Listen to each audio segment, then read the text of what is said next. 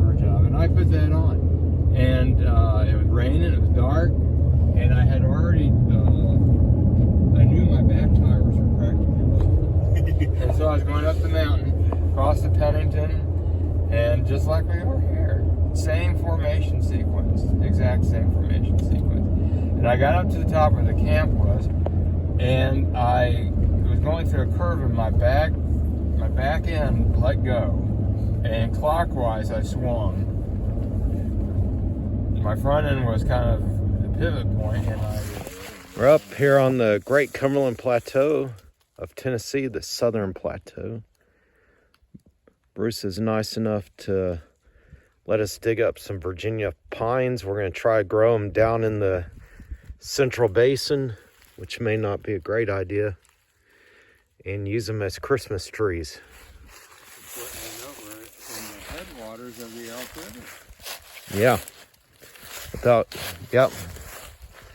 So what does the Elk River do after it? The Elk flows kind of westward, and then it flows southwestward. I think it actually flows down into Alabama, where it flows into the Tennessee River. Yeah, so it drops off the Cumberland Plateau and then traverses the Highland Rim. Yeah, the Highland Rim. Mm-hmm.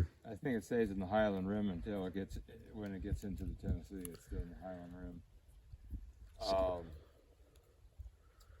It's the last river you cross if you're on I-24 heading from Nashville to Chattanooga before you go over Monteagle Mountain.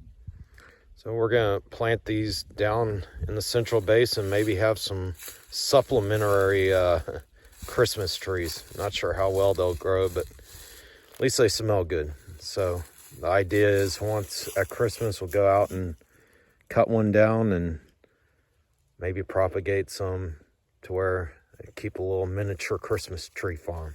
But again, the big question is how well they'll grow down in the different soils of the Central Basin. A lot of good hiking up here on the Cumberland Plateau. Kind of a totally different landscape.